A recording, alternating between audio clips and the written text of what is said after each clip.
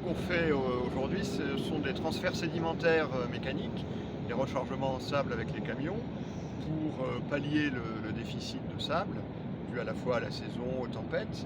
Le sable est pris au sud de la plage, près de l'océan, et remis en pied de dune. Il y a deux objectifs. Le premier, c'est de faire une zone tampon pour ralentir le recul et conforter le pied de dune, donc pour empêcher la dune de reculer. Et le deuxième, c'est de rehausser la plage, parce que l'érosion se traduit à la fois par un recul, mais aussi par une baisse de l'altitude de plage, qui peut être très conséquente entre l'hiver, l'altitude minimale, et l'altitude maximale en été. On peut avoir 5 mètres de différence. L'été, par exemple, on ne voit pas ce blocos, parce que la plage est au-dessus, et que la dune est à peu près à son niveau, alors que là, elle a reculé de 12 mètres suite aux dernières tempêtes de cet hiver. On voit par exemple, pour se faire un suivi, on a un trait de peinture, on a 57 cm entre le trait de peinture et la plage.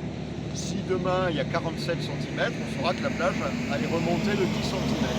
Voilà le suivi qui est fait, alors avec en plus des mesures au GPS, avec un partenariat avec l'Observatoire de la Côte-Aquitaine notamment, mais l'objectif c'est de rehausser la plage et d'empêcher le recul de la dune.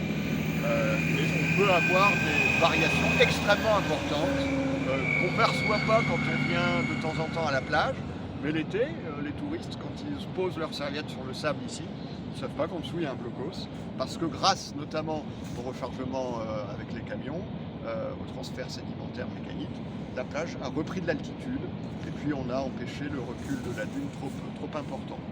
Et ça se fait parallèlement à d'autres